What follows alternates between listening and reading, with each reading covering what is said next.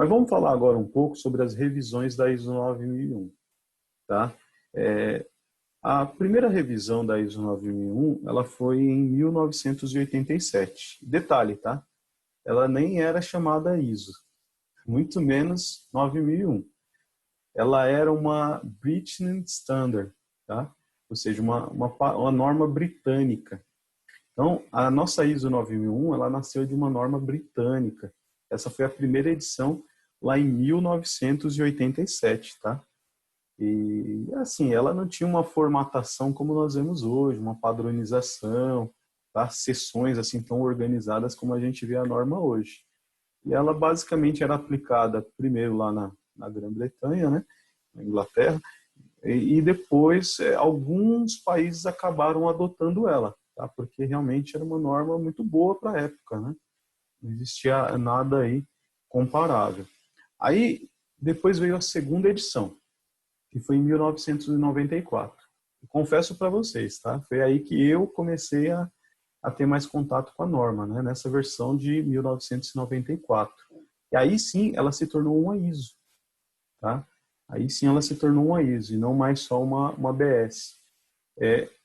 Só que essa norma, o que acontecia? Ela exigia muitos documentos, né? Ela pedia mais de 20 procedimentos, né? Até hoje, né, se fala, né? Era uma norma para papel, não era uma norma para sistema de gestão da qualidade. Era uma norma para você inserir ali uma série de papéis, né? Então, infelizmente, era o que a gente via aí nessa versão de 1994. Depois, nós passamos a ter aí a versão 2000. Agora sim, né? Agora a gente começou a falar um pouco sobre a abordagem de processos, tá? Começamos a ver aí essa norma traduzida em português pela ABNT, tá? Que é a Associação Brasileira de Normas Técnicas, tá? Então, ela começou realmente a se tornar aí uma norma global, ok? ABNT, se vocês quiserem anotar, significa Associação Brasileira de Normas Técnicas, e NBR é norma brasileira, tá? Sigla para norma brasileira. Então, nessa terceira edição, ela começou a falar um pouco sobre processos, o que são processos. Ela deu uma enxugada aí na questão da documentação, exigia-se muitos documentos na versão 94. Já a 2008, que é a quarta edição, aí sim, ela focou muito a questão de gestão por processo. Diminuiu bastante a quantidade de documentos exigidos, tá? Para ser bem franco aí, ela exigia basicamente 6 procedimentos, tá? Era isso que essa norma versão 2008 ela exigia, 6 procedimentos documentados. Além disso, você tinha que ter formulários, registros, né, da qualidade para evidenciar aí o atendimento aos requisitos da norma, ok? Então, nós também víamos aí na versão 2008. Já em 2015, né, surgiu a quinta edição. Essa que nós estamos falando aqui hoje é a quinta edição já da ISO, tá? Não é a primeira e nem a segunda, tá? Então, nessa quinta edição, começou a abordar muito as questões de risco, tá? Que as versões anteriores não falavam. Aquela questão da gestão de risco, que nada mais é do que prevenção. A 2008 ela já falava muito sobre prevenção, só que era algo que era pouco praticado pelas organizações, tá? As organizações tinham essa questão da prevenção, mas assim, era algo que na prática isso não era muito usado, né? Era muito comum, a gente até brinca, né? Chegava próximo da auditoria, alguém ia lá, corria para preencher lá um documento assim, ó, solicitação de ação preventiva, né? Que se chamava de SAP, né? Solicitação de ação preventiva, para poder atender o requisito lá na versão 2008. A 2015, ela se aprofundou mais nisso, falando da questão da gestão de risco. E aí nós vamos falar, por exemplo, da norma ISO 31001, que ela foca na questão do risco. A gente tem que aí abordar a questão do risco, tá? A tal da mentalidade de risco. E nós vamos falar bastante aqui hoje também sobre o que é a mentalidade de risco. Só um adendo, tá? Lembra que eu falei? A versão 2015, vou até voltar aqui, essa versão 2015, agora no mês, agora não, né? Mês passado, né? Hoje nós já estamos em agosto, mas até ontem, né? Estávamos em julho. Em julho, já começou a revisão da norma 2015, ok? É algo que se chama de revisão sistemática, que aí tem que ser avaliado o seguinte: ou deixa a norma do jeito que está, ou revisa a norma, ou cancela a norma, né? A gente sabe que cancelar não vai, né? Porque a ISO 9001, com certeza, é a norma mais utilizada em todo o mundo, tá? Não existe nenhuma outra norma de utilização como a ISO 9001. Então, qual que é a intenção? Que ela seja revisada. Inclusive, eu faço parte do CB25, que é o Comitê Brasileiro da Qualidade, que trabalha aí na revisão dessa norma. Tá? O Luiz Nascimento é a pessoa que coordena esse trabalho lá dentro da ABNT, e a gente está participando junto com ele na revisão da norma, né, que deve ser revisada aí, ó, lá para 2023, 2024, ok? Então, não pense que vocês estão fazendo aqui um treinamento que daqui a um ano vai deixar de existir. Não, não é isso que vai acontecer. O que acontece é assim, a norma ela começa a ser revisada agora, em 2020, porque é regra, tá? Ela foi publicada em 2015, 5 anos depois, tem que começar a pensar na revisão sistemática dela, ok? Então, a gente começa a revisar ela em 2015, provavelmente lá em 2020 agora, né? Lá em 2023, ela pode ser publicada. Quando ela for publicada, a versão 2015, ela vai ainda perdurar por mais ou menos uns 3 anos. Ou seja, essa 2015 aqui, ela vai perdurar aí até 2026, provavelmente, tá, pessoal? Tá? Não vou afirmar aqui porque a gente depende da data de publicação da nova revisão.